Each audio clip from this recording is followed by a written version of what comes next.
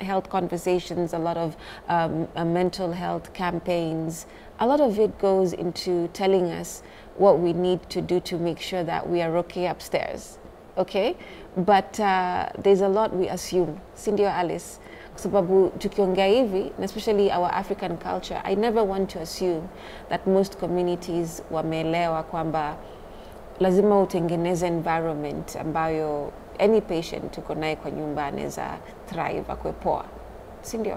Yeah? So wewe ukiongea maybe with your friends or hata wazazi wenye wako na watoto wako na epilepsy or other people, huwa unawaeleza aje hiyo importance ya tafadhali elewa watu wako, unaona, create your environment wenye wanaweza kwa poa. Some patient unakuta if you're having some stuff that mtoto ataanguka injure her ama himself, you have to put those things aside. Yeah. Like a sharp object, kama kuna visu ama pale unajua kuna anaweza anguka hurt him ama herself, you have to avoid. Secondly, kama vitu kama kupika, mtu astahili kuingia jikoni until ako stable. Right. Get place ya kuchota maji. Usimwambie eti hapo uko lazy, hebu enda upike hapo. Uko lazy. Umezoea sana. Umekaa tu hapo hatutaki kusaidia. Yeah. You have to avoid, because hata wengi wao daktari atakwambia huaga wanakuja akiwa they are burned, amechomeka. Yeah. So nana, some people they don't have people who can stay with them, they stay alone. But kama kuna relative anaweza jitolea, they stay with them, waweze kuwasaidia. Places kama maji, kwa mto kuchota. Place unajua these things are risky. Place unajua kuna machines involved. Unakuta wengine hata wana vidole, wanaikatika vidole. Place kuna mashini, unajua hii place ni risky. You avoid. Utafuta jobs, unajua hata kama ni mtu anatafuta kazi unajua you won't risk your life for that. Okay. Now, Dr. give us those extreme cases, as Alice has mentioned. Yeah, he's given us a very good example in that the family support system. Yeah. Yeah. You need someone at least. Hata kuingia kwa jikoni, it's okay. But make sure that someone is always there watching you. Make sure that someone is making sure that you're safe. Because at the end of the day, it all comes with safety. Yeah. Your safety comes first. Because most of the time you'll find that the injuries that persons with epilepsy get is not because of the seizure per se. It is because that seizure got him when he was alone, or when he was with the people who did not really understand what to do. So if only they would have understood what to do in such a situation, the person with epilepsy would have been safe and the injuries would have been avoided. He's brought a case of fire. Most of our patients you'll find wako na burns because during that time ya seizure aliungua, kwa sababu labda mtu alikuwa kando yake aliogopa kumshika kwa sababu atapata ugonjwa. So aliachwa akaendelea kuungua. Yeah, so we always advise on first aid. We educate the community about first aid so that they understand what to do when such a situation happens. And when now we come to the other aspect here, the mental stability. We are living in a society where so many wrongs have been normalized to be right. And give us those perspectives also, those wrongs that are made right. Yeah, so you'll find that in the current population, so many people drown their stress in drinking. Most of them will hide their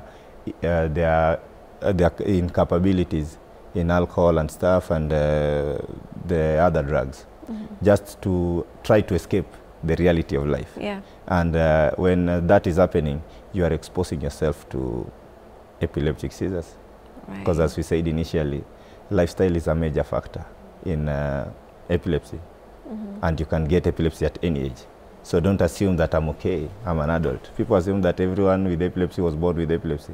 Not all of them were born with epilepsy. Some of them got epilepsy through the life frustration, through the mental stresses that they were going through. So it is important to take care of your mental health to ensure that you don't get epilepsy. Okay. Yeah. And let's speak about the different types of epilepsies before we come to Alice. Okay. Now, people assume that Epilepsy is that falling, foaming, and biting your tongue. That is the one that is most common. Yeah. Epilepsy has 8 types of seizures. And these types are divided into 2 broad aspects. We have the partial seizures and we have the generalized seizures. Okay. Now, in the partial seizures now we have 3 types. We have the simple partial, where there's just a movement of a particular part of the body, depending on which part of the brain was affected. By which part of the brain, I mean, when a seizure happens, it's the electrical discharge that has been produced within your brain. Our brain work through electrical discharges. You have to produce electrical discharges within your brain so that it can work properly. But there is a limit. Now, with people with epilepsy, there is the overproduction of that electrical discharge. Okay. Yeah, so when that happens, now that is now where we now start categorizing this is generalized or this is partial. If it affects a part of the brain, only a part that controls a particular area, that is under the partial seizures. Okay. And if it happens that the whole brain was hit by the excess electrical discharges, it is electrocution, literally. Wow. Yeah, when it hits the whole brain. Literally electrocution. Yes. So when it hits your whole brain, now that is where we say it's generalized seizure. So in partial seizures, we have simple partial. The part of the brain that controls my hand was hit. So there will be movements in my hand. I can't control them, but I'm alert. Then we have complex seizures. The part of my brain that controlled my hand was hit, but I lost consciousness for like less than 15 seconds. Then I came back. Then the third one is now, I started as simple, where the hand was just moving. Then it went to complex. I lost consciousness a bit. Then it translated into the generalized. Right. So it is progressing with time. And there is the non-categorized ones, where you can't really tell which it is. Then we have the generalized seizures. We start with the one that is known as absence. The absence seizures is where we are having a discussion. They just go blank. I'm just staring. No movement. You're calling me, you're communicating to me, but I'm not responding. Because at that moment, I've lost consciousness. But you are still... I'm not falling down, you're still in the state that you are... Yes. Okay. Then after some few minutes, I'll come back.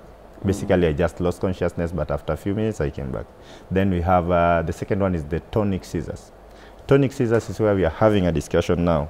I stiffen, but no movement. But I've lost consciousness. I'm not aware of the surrounding. It happens after a few minutes, then I come back again.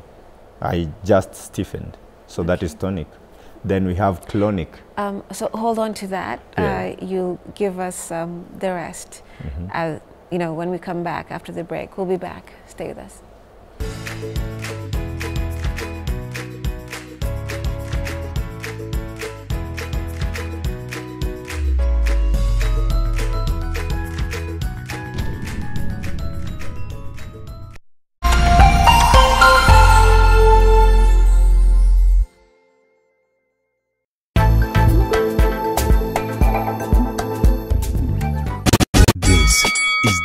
The biggest reggae and rhythm show ever on Kenyan television. You have a ganja man and you wanna